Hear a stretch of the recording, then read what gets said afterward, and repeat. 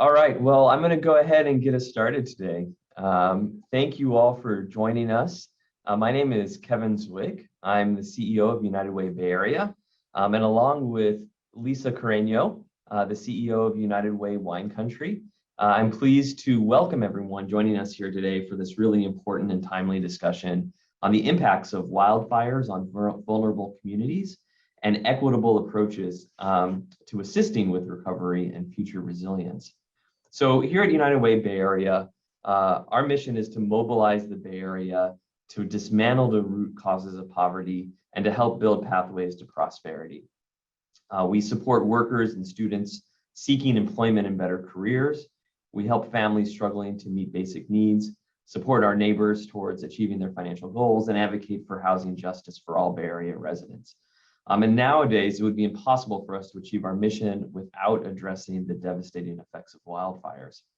So with us here today is Robert Sapien Jr., the fire chief for the city of San Jose, Jeff Belisario, the executive director of the Bay Area Council Economic Institute, Rita Mancera, the executive director of Puente, which is a community advocacy organization who works directly with wildfire victims in and around the Pescadero, San Mateo County region.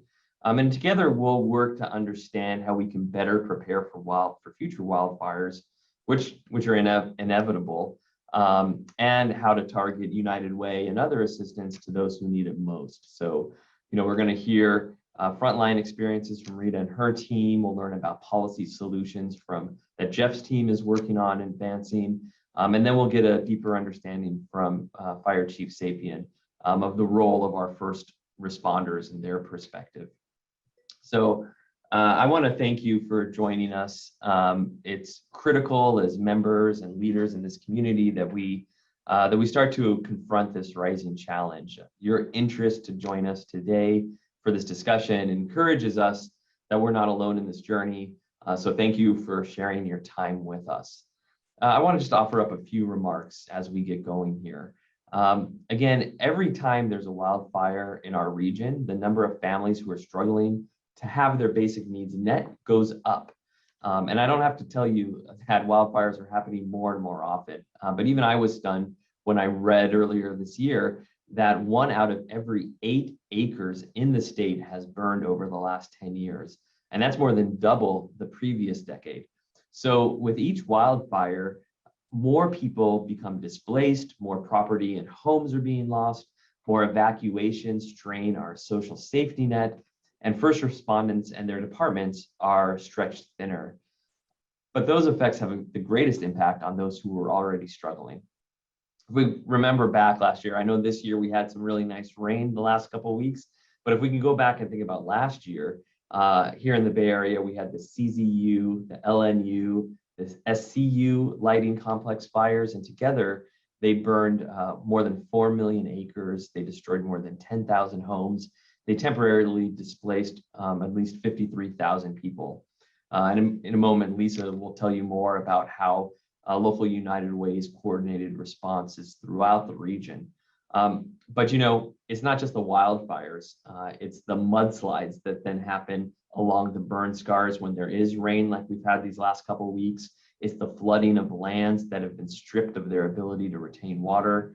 And just this week, residents in San Mateo County and Santa Cruz County were again evacuated along the areas where the CZU lightning fire hit last year. So, disasters and the way we respond to them, they actually drive deeper inequality. So, one of the questions I got when we were putting together this webinar was, why is United Way, talking about wildfires and bringing people together? And it's because wildfires have the ability to drive deeper inequality and poverty in our area. There's a growing body of research that points to the fact that disasters affect people in vastly different ways depending on their income level. So for some, a fire is an inconvenience at worst, but for others, the disaster becomes life-changing. Evacuation comes with the cost of gas, missed work, hotel rooms, and other experiences. And poverty rates actually climb by 1 percentage point in areas that have been hit by super severe disasters. And then, finally, even neighbors in the same community impacted by disaster among those, the lower income, less wealthy residents will be worse off than neighbors who are middle or upper income. And that's because aid is distributed based off of the value of property damaged. And so those who own more property, more valuable property, will receive more aid from FEMA. So, this is a lot to grapple with and makes our work more pressing and more challenging. Now I'd like to pass it over to our other co-host, Lisa Carreño from United Way Wine Country. Lisa? Thanks very much, Kevin. Thank you for inviting me to be a part of this conversation this afternoon and to speak directly with all of you about why United Way of Wine Country joined with our United Way network colleagues to create the Greater North Bay and Central Coast Wildfire Relief Fund, and how we invested the resources that we received in Sonoma County for Mendocino Lake, Sonoma, and what we're learning from having made those investments. First, let me do a little bit of context setting and remind everybody that here in Sonoma County last summer, we were still grappling with the ripple effects in our ecosystem, particularly Mendocino Lake and Sonoma, of the fires that we'd experienced in 2017. And then again, we had fires in 2019. And in fact, in Lake County, they've had fires every year since 2015, and Mendocino is close behind. One of the things that we've learned about communities that experience disasters like these, and Kevin has already shared this a little bit, is that the community resilience factor that helps some recover better than others isn't there for those who are already struggling to make ends meet. So here at United Way, the Wine Country, as we examine our own business model and particularly our community investment model, what we're seeing is the importance of investing in community resilience building, especially for folks who are struggling to make ends meet.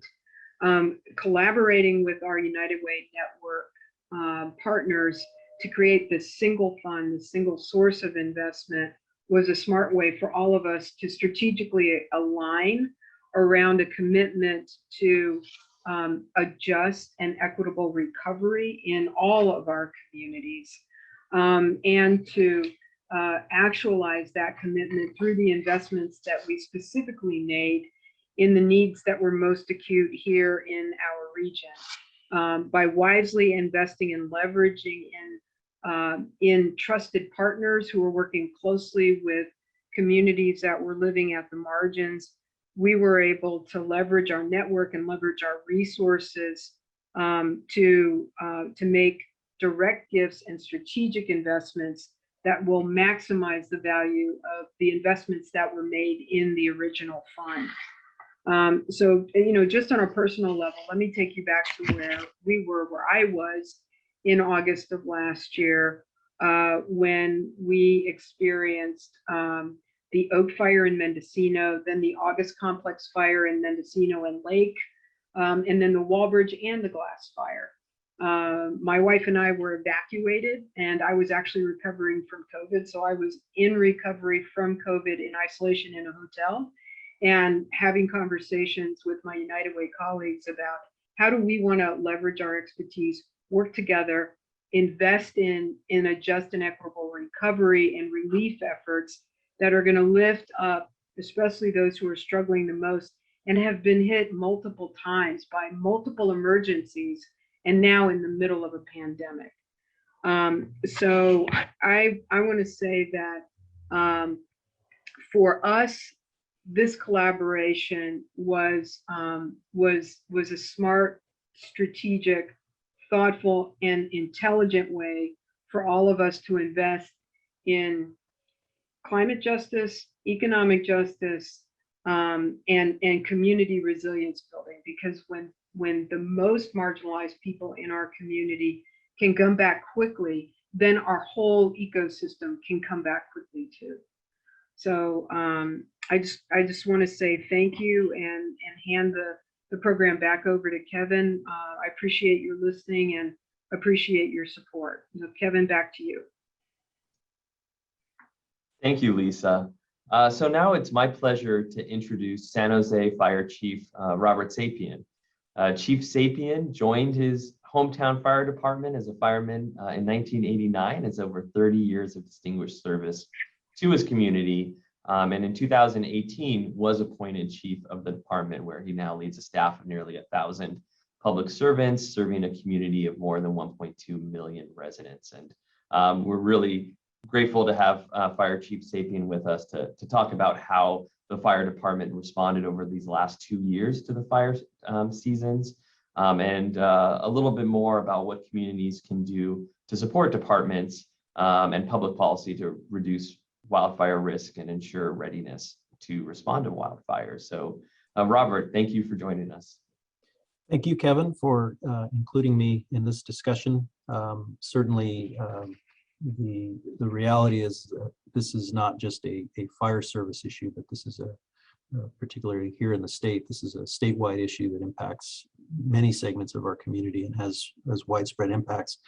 As you alluded to earlier, 10 of the 20 largest fires in the state of California have occurred in the last 5 years here in the state. And so certainly it has left our fire service across the state really working hard to adjust to what is a new risk hazard level and a new demand for both resourcing on an ongoing basis, but also really a time to consider changes in terms of how we address wildfires across the state.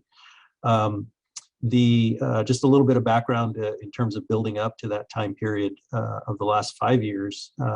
According to the U.S. Fire Service, between 2010 and 2019, the state lost more than 163 million trees to both the bark beetle and due to drought. And so that certainly was concentrated mostly in the Sierras, but across the state, and contributes to what has been several years of drought and impacts of fire. For us here as a local agency, we're a very small part of the puzzle when it comes to statewide response. But just a couple little facts for you. In the last fiscal year, our San Jose firefighters had to put in an additional 2,683 shifts directly related to supporting statewide mutual aid efforts, which is a tremendously high addition of workload when you look at it next to what our firefighters are already asked to do on a yearly basis in terms of their emergency response and station coverage. And just a little reminder for everybody, whenever we send resources statewide, we also have to require firefighters to work extra hours locally to maintain our normal level of service. And so it's really a double effort every time we send resources out. Our firefighters are very happy and proud to be able to provide that support, but it is a real impact on them, their safety and their families as they let them go for large or long periods of time. The reality for agencies across the state are that the new workload that we've seen in the last 5 years or so does have a real impact in terms of departments adjusting in terms of training of personnel to prepare them for more wildfire, our ability to provide more rolling equipment. So those fire engines that you see go out, we have to reinforce them at the local level across the state. Every one of those fires that becomes a large fire requires overhead command teams. And so each department is digging deeper and deeper to provide trained command officers that can go and support those responses. And so those are some of the main impacts that I see for me. The other piece that I think is real, that every community impacted by fire feels, but also we transport our firefighters, and they feel the same effects, which is witnessing loss and trauma on a regular basis has become kind of the norm for our responders. And so we're very cautious about how long people can be deployed and what they're engaged in when they go, and working hard to provide them with the support that they need when they return. Watching loss is traumatic, not just for the folks who are directly impacted, but for those who witness it as well. In terms of really my concerns for the future under the current fire conditions that we're seeing is one, as a fire chief, we always want to be ready to answer the call when it comes. And so we're always working to make sure that we have the resources ready and available to help support our communities. Kevin, you talked a little bit about the CZU and the SCU fires. Those were, in my 30-year career, that was the first time where we had that scale of fire threatening the San Jose community. And in fact, our eastern city limits line was also the designator for evacuation zones. And so that's how concerned our local community was about fire threat into our local community. To squarely answer your question a little bit about what we can do, certainly in the local immediate area, I think that the programs such as fire safe councils across the state, property owners who are in that urban wildland interface area should really heed advice on providing protective clearance to their homes to give us our best opportunity to provide protection and hopefully minimize fire loss. Certainly, we want people to have evacuation plans in place so that they understand how to get out quickly, and how to make sure that everyone is accounted for, and determining where they're going to go in the event of an immediate evacuation type situation. That information is readily available. We try to push that out at the local level, and I know that happens up and down the state, but certainly we want our communities to be most immediately prepared for the threat that comes with a fire that breaks in their community. Beyond that, I think we're starting to look statewide, and certainly here in Santa Clara County, more seriously at identifying areas where we want to do local vegetation management. We're engaged at our highest level yet in that regard, trying to anticipate areas where we could see large fire growth that could threaten homes, and try to mitigate those areas as quickly as possible. And I think that certainly creating programs like that in and around residences across the state is going to be an important component of trying to minimize loss going forward.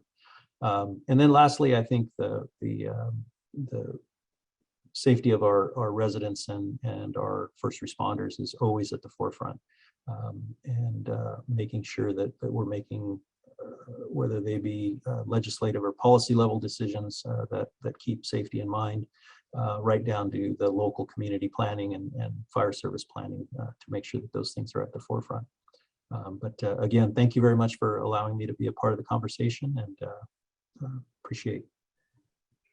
Chief Sapien, thank you very much for being here and for your reflections on what we can be doing to especially supporting your agenda to keep your first responders safe, and embrace our role as co-creators of safety in the ecosystem by doing what we can at home and what we can in the community to be better prepared and ready to respond when an emergency, a fire emergency particularly, erupts in our neighborhood. So thanks very much. We're really delighted to be partnering with you today. Next up, it's my distinct pleasure to introduce to everyone Jeff Belisario. Jeff is the executive director of the Bay Area Council Economic Institute. He supports a wide range of institute research through program management, research design, and analysis.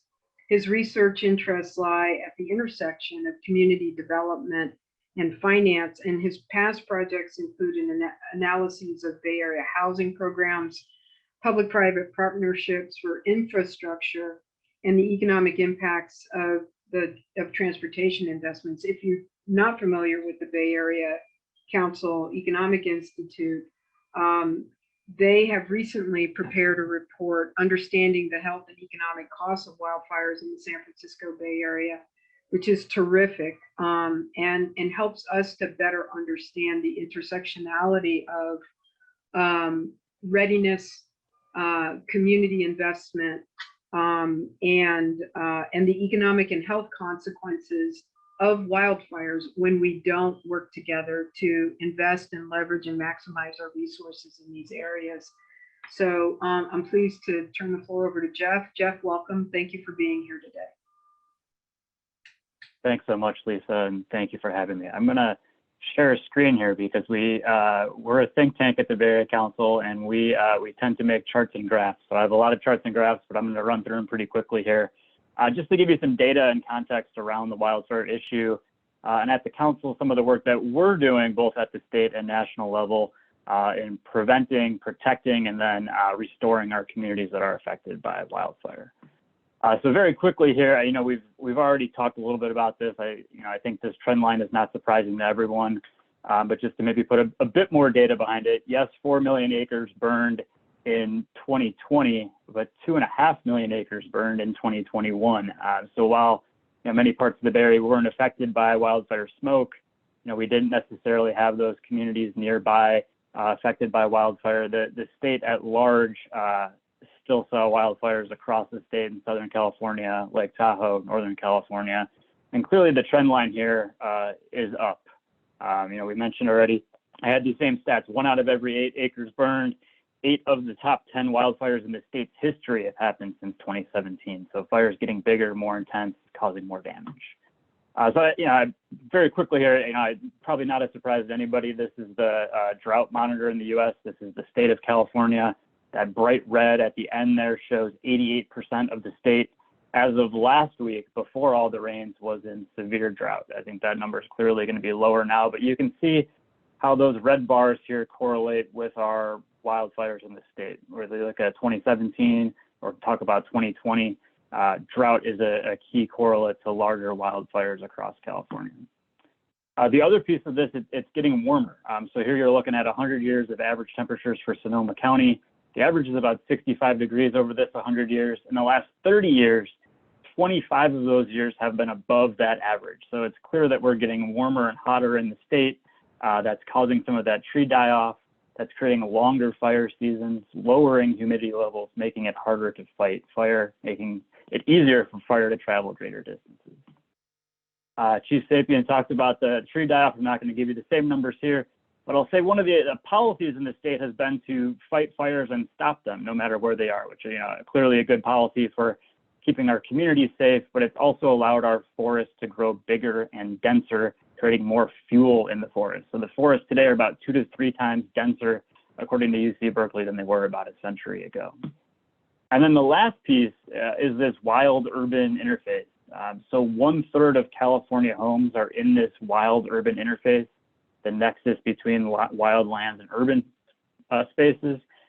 And one of the things we've done in the last decade or so is many parts of California, it's very tough to build, it's very expensive to build. So our new home construction is being pushed out of our urban and suburban centers closer to our wildland. So 45% of new home construction is occurring in that WUI. So those 4 things together, we think that has contributed, and scientists agree, those are the things that are contributing to the larger fires, but also the greater level of destruction that we're seeing.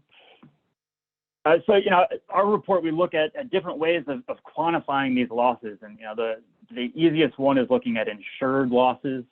But again, this only captures people that have insurance in their homes and businesses for places that are damaged or burned down. You can see the Camp Fire, over $10 billion in losses up in Butte County. The Tubbs Fire, Sonoma Lake, Napa County in 2017, near $10 billion in losses. The 2020 fires in totality produced about $8 billion in losses. So these are large numbers for our region. To put it in context, the region's GDP for 9 counties is around $900 billion. So you're talking about like 1% of GDP potentially being affected per year in these large fire seasons.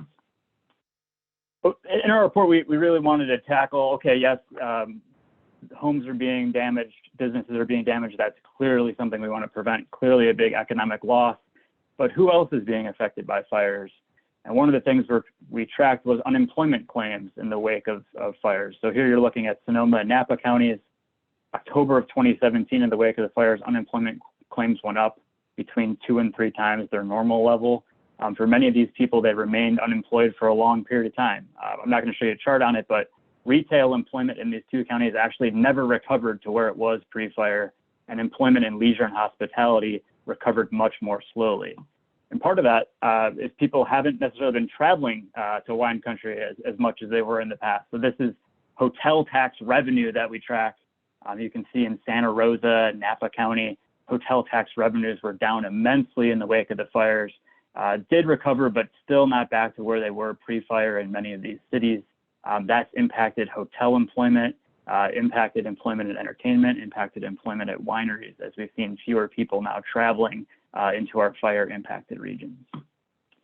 The other thing, and this is the long-term piece, people have moved away.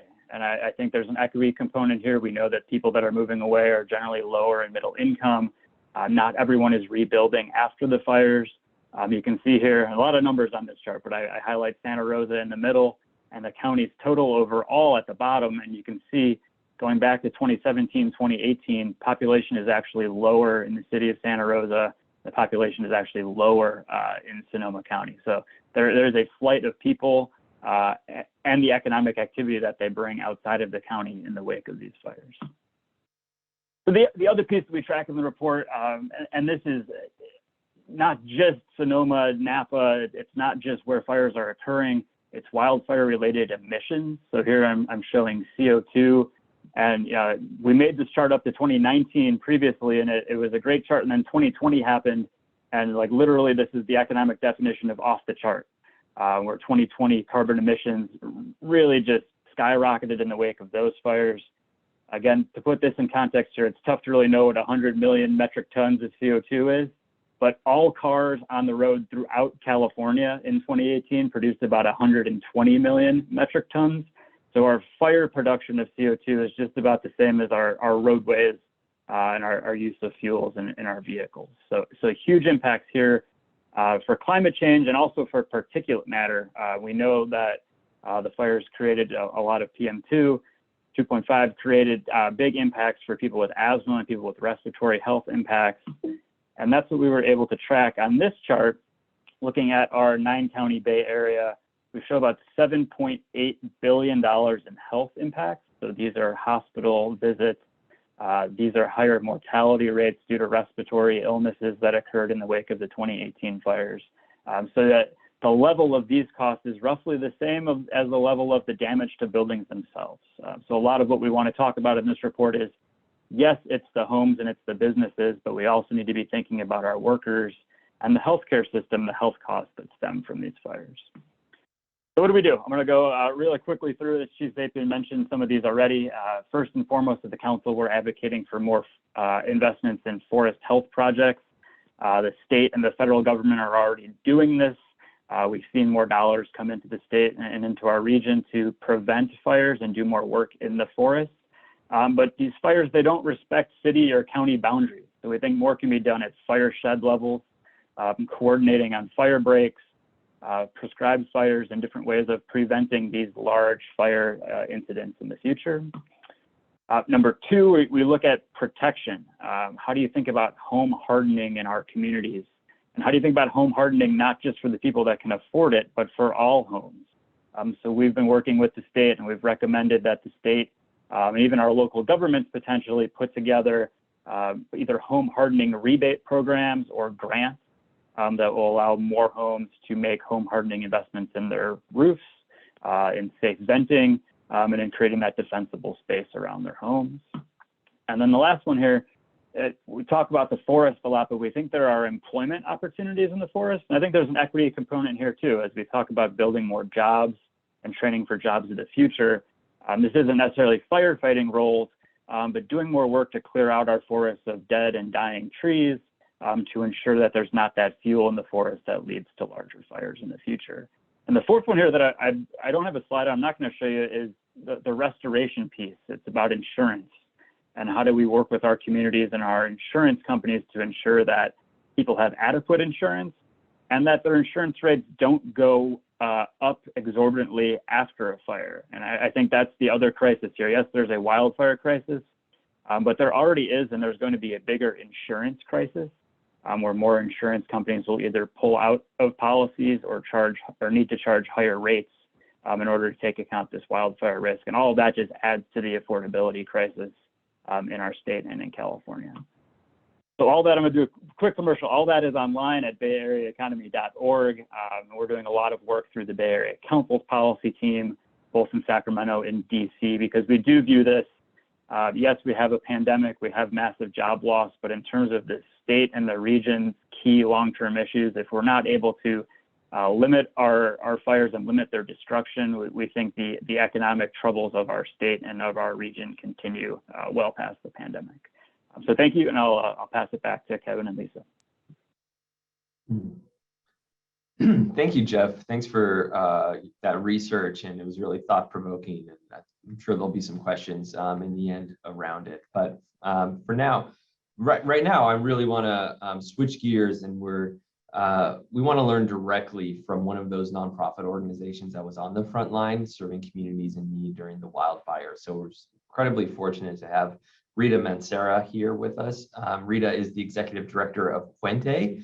Fuente is a nonprofit organization that works with coastal community in San Mateo County, and usually is one of the first stops people go to for assistance. So last year, when the wildfire struck the region, United Way Bay Area and our partners were able to direct financial resources to Fuente, to Rita and her team, to help with vulnerable families as they cope with the disaster unfolding. So Rita, thank you for joining us.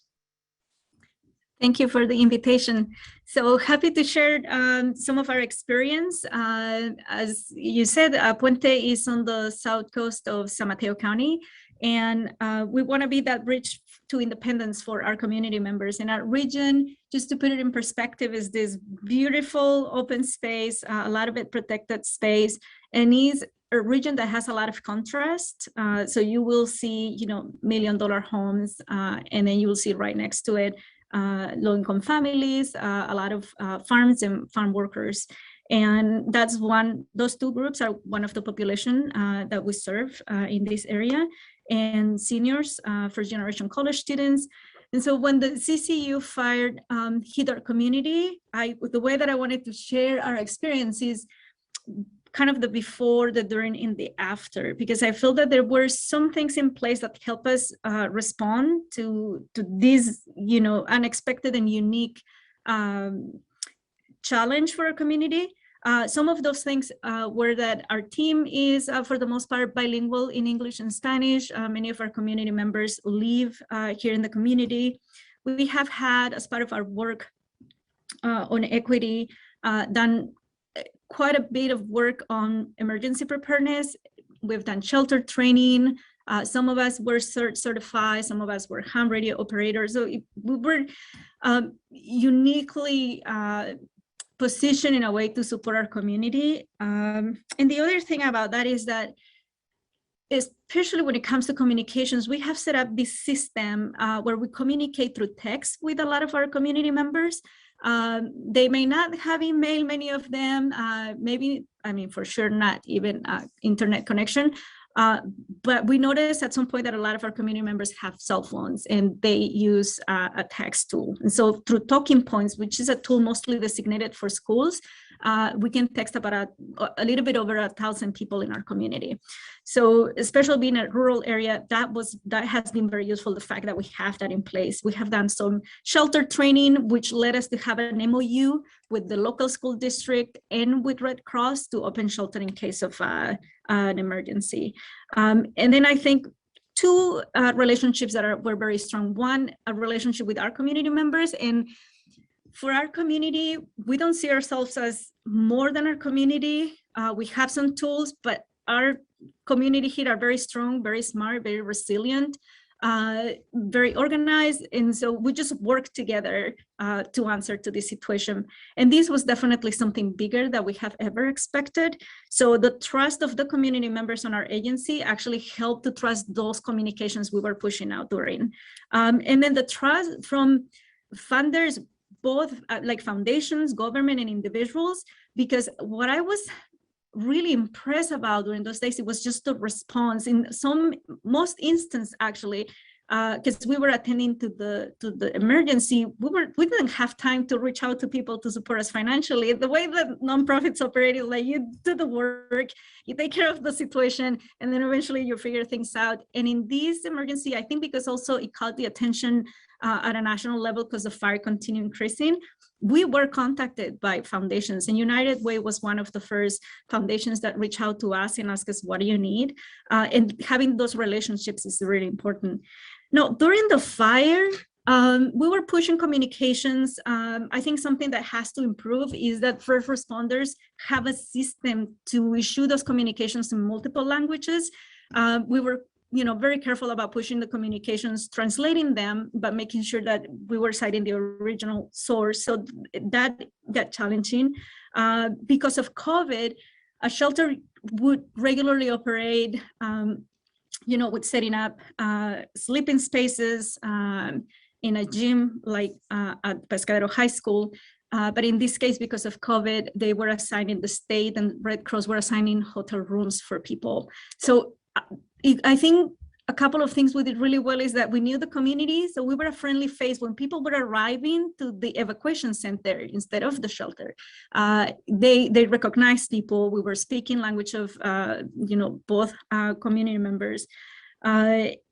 In some instances with this funding that we received, we actually hosted people in local hotels, either because we knew they had like an ADA need. They were not very mobile. They were not going to go to the hotels that were being provided, what we call over the hill in San Mateo, Redwood City. So for some people, we ended up actually covering the hotel rooms. And then we didn't do, of course, this alone. We were working with, Red Cross, with other local nonprofits, other organizations. We didn't work that closely during the response, but we saw them responding, like the school district trying to figure out how to do some classes for the students and things like that when everybody was evacuated. Now, the evacuation lasted either for some families 3 weeks, like personally I was evacuated for about 4 weeks. And some families were evacuated for about 7. And eventually the families that had losses, that lost their homes, then we had a family that we housed until December with a temporary solution. And it was not until this June this year that they actually moved to a permanent place. So when we talk about fires and the impact on community members, I think it's like a long story, right? We can think about the fire like being on the news for those 2 weeks, but for some families, this is months.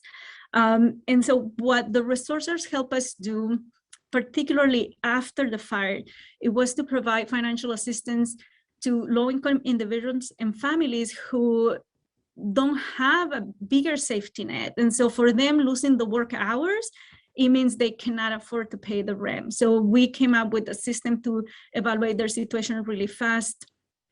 And basically we call it reimburse them. We reimburse them those lost wages with some of this funding. We distributed masks because the air quality was really bad, after the fire was not controlled, because it is controlled to a certain extent, but it is what they call contained, but the area keeps burning, so the air quality was really bad. And then we paid, if you think that one of the solutions is for people to apply for FEMA assistance or for unemployment, you need to know because so many people are undocumented, they don't qualify to apply for that. So the safety net is the response that you get from foundations, from individuals, and from government. And FEMA came, I think in general, they did a good job, but people get scared answering questions about social security numbers. And in these cases, we're not talking about anything political, immigration, we're talking about basic safety. And so, even when they have people interacting with them in Spanish, for some of them, even responding that they didn't have a social security number, and when people told them it's okay, all that is uncomfortable if you have ever been in a situation like that, or if you have undocumented relatives or friends. Because of the impact, we also did food distribution. But I learned a lot about this experience because once we thought, okay, we have supported a lot of individuals. I think, we responded well. One day we were talking to a farm worker who told us he didn't have water because the pipes have melted in the farm. And then he was sharing how the neighbor farms also were impacted. And we had enough resources that then we actually launched a relief fund for businesses and organizations in 3 areas. One, for direct damage. Farms lost tractors and sheds and tools. The second one, it was to support for loss of revenue. Farmers couldn't go to farmers market. They lost a lot of their harvest, and they couldn't prepare appropriately for the next harvest. And then the third area was for fire prevention and resilience, because I think this is why we're in this conversation, because there's a lot of potential for more wildfires. And so now they know what is going to happen, and so they want to be more prepared for this situation. So I think the response that this foundation gave us and other foundations gave us and government gave us, it was really helpful for the entire community, but there's a lot of learning that we also had from that. And one of them is the expectation of CBOs to be ready and prepared. And in this particular case, I think we all need to have plan A, plan B, plan C, because more than 2/3 of my team was under evacuation order. And so we were covering shifts and helping at the evacuation center and going to the hotel and, waiting for those volunteers that were distributing food. And so I think that we need to continue working in collaboration, have long-term partnerships, and improve definitely the communication system, particularly for vulnerable and farm workers and low-income families who are not gonna get your San Mateo County alerts or are not on social media. And I think small organizations like us should not be the ones in charge of forwarding these communications to those communities. It should be a bigger response. Thank you, Rita. Thanks for sharing that. Yeah, it brings to mind for me the importance, like you said, of the nonprofit and the public sectors working together in these responses and being prepared for it. For United Way Bay Area and United Way of the wine country, these are some of the more established, respected, highly effective philanthropic organizations in the Bay Area, and times like this really test those organizations and those networks.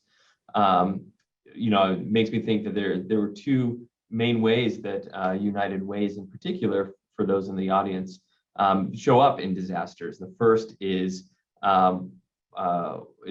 the 211 system. So for those of you who don't know, 211 is a phone number you can call, or you can text 211-211. Just like you would call 911 in an emergency or 411 for information back in the old days when we called 411. There's 211, and that's where people throughout California and the Bay Area can call, and it's really effective during disaster response. That's where you could get information about fire status, evacuation orders, road closures, emergency food and shelter information, it's one, and in many different languages. So a lot of places, the United Ways 211 system is a really helpful tool. And then the other that we've referred to at various parts in this workshop today is that Greater Bay Area and Central Coast Wildfire Fund that was a partnership between United Way Bay Area, United Way of the wine country, and then the United Way of Santa Cruz County and United Way of Monterey County. We put together this fund with an equity lens. It was to support immediate relief efforts, but then also make sure that there's funding for planning and preparedness and long-term recovery. So having a dedicated open fund like this allows United Ways to react to the needs of our nonprofit partners, like what Rita was talking about, who serve the most vulnerable in the community, and get them to that recovery phase more quickly. And then just this other really important part that Robert mentioned as well was supporting the mental health needs of those local CBO staff, the fire responders, the first responders, as well as people who have been displaced, and some, as you heard from Rita, displaced for many, many weeks and months. So this is all part of the ways that the nonprofit community has to come together to support communities in the wake of, and then to prepare for the next disaster. So thank you all. Let me turn this over to Lisa, and we have time for a couple of questions that we've been getting from the audience. So Lisa, you want to lead us in some Q&A? Will do. If anybody else from the audience has a question that they'd like to ask, I want to invite you to put it in the Q&A section of our Zoom technology here, so that we can all see the question, and then we'll invite the panel to answer. I want to thank Jeff and Chief Sapien for answering the questions that you all had previously put in the chat. One was a question from Paul Balin about the federal government administering vast amounts of California state land. What is the role of the federal government in helping California face this huge issue? And how is this balanced with California resources?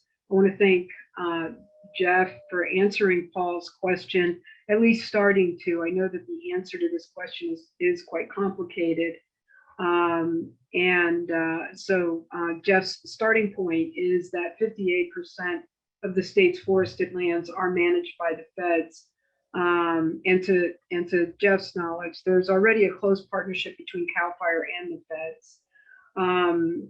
The other question that was asked was regarding, and there's more, but in the interest of time and to be able to get one or two more questions out there for our panelists, the other question asked was, what's the status of the fires that were allegedly started by people?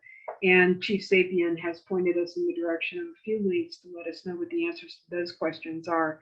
I want to put a question out to all of the panelists, and I'll start this way. What can be done to get ahead of the 2022 fire season? How can we prepare communities to minimize the damage and the impact? So while you all think of that, I'm going to just highlight a couple of things that we're doing today and that I've heard. First of all, this kind of awareness building workshop, I think, is really essential to building understanding of what we learned from the past, and how we're taking that knowledge, applying it to our current reality to help inform what we do in the future. All of this, I think, is critical. It's critical that we do it with a commitment to a just and equitable recovery, and we center what we're doing around equity building. And then in addition to that, I think it's really critical that day to day we invest our resources in leveraging and building a network across a lot of different disciplines. So, you know, I think you've heard COAD, the communities organized or active in disasters, community organizations active in disasters. United Way of the Wine Country invested with some of our wildfire relief fund in the COAD here in this region, and as well as direct relief and in long-term recovery. Investing in these relationships now is going to help, as Chief Sapien and as Rita pointed out, to have partnerships on the ground that will be effective and have trust to respond to emergencies in the future. Now that each of you has had an opportunity to think about the question, what do you all think we can be doing to prepare for the 2022 fire season? And Rita, since you went last in our lineup, I'm going to start with you. Okay, I can think a few things about what can we do to get prepared. One is this is our chance to get in place a more robust communication systems. We've seen it on the news. Every time there's a fire, there's always something about communication that didn't go out, didn't go out correctly, didn't go in the right language. So I think starting addressing that. I've heard among community members to create subsidies so that people can make their homes more resilient to fires. There's some solutions that only wealthy people was able to afford during the CCU fire, to spread something on the roofs of their homes. They organized themselves, but it was only people that could afford it that got that done. I can think easily about building, response plans in coordination with government and other organizations, but kind of with the approach of community strengths and that are community led and community respond. Sometimes you'll have to switch gears depending on the emergency. I think it's so important that we start diversifying first responders, but not just in background and cultural background and language, but in gender, in age, and like there's all these different ways that we need to start doing that. And surely having funds available. Something that I didn't mention is that we actually had years back an agreement with one foundation that in case of an emergency, we could have $25 to respond to that emergency, and it will be a reimbursement base. So I didn't have to worry about funds. I could act and then get reimbursed. And that I haven't heard that is in place right now. So starting a fund and having those agreements in place with different organizations, I think it prepares for the future too. Beautiful. Thank you, Rita. Jeff, how about you? I think I'll echo Rita's comments. I think, a lot of what can be done and has already been done and can be done better comes kind of from the ground up. So I think it's coordination between the various nonprofits that work after the fact. It's the communications with homeowners and renters of all types to ensure that their homes are as safe as they possibly can be during a fire season. Mm-hmm. And then I think, one of the things that we struggle with in our research is we showed you the line of the fires getting bigger, but how do we make the line go in the opposite direction, right? Like, does wildfire need to be the fate of California forever? The lines would tell you, yes, maybe we need to be prepared for that, but I do think the state, the federal government, the business community, and our nonprofits on the ground can be thinking bigger about the investments we can make in the forest, the investments that we can make in firefighting to ensure that those fires that do start do not grow out of control the way they have in the last 4 or 5 years. Brilliant. Thanks very much, Jeff. Chief Safety, please. Thank you. This will sound a little bit familiar, but in terms of maybe a concentric circle prioritization, I would say first and foremost, really take seriously those recommendations for having a sound evacuation plan. Be ready to leave your home immediately. It's terrible to think about, but make the assumption that you really could lose it all. And so gather those, make sure your loved ones are going to be safe, make sure you're gathering necessary medications, those critical documents, and that you have a short-term survival supply that can get you through moments of crisis. I think the next priority would be to prepare by hardening your residence and making clearances so that your home is defensible in the event of a fire, and build resilience as much as you can. Next level, I think, would be to make sure you're aware of how local resources will reflex to support you in the event that you are in a disaster. So know what your local government agencies will do to support you, what Red Cross is available to do, and what other agencies are out there that can support you. And then finally, begin to work as a community to build resilience overall. Work together to work on those local vegetation management plans, better evacuation plans, and the like. And I think those are the pieces where the fire services engage, right? Once that fire starts, we really want an efficient reflex so that everyone gets to safety. Thank you.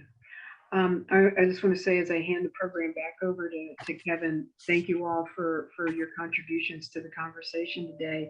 I just want to lift up one thing. It's maybe to underscore something Rita said earlier, the importance of investing in language justice and language access so that everybody who lives in the community can be a part of the conversation, can help with the design, can help with the execution, and understands what resources are available to them and how to access them.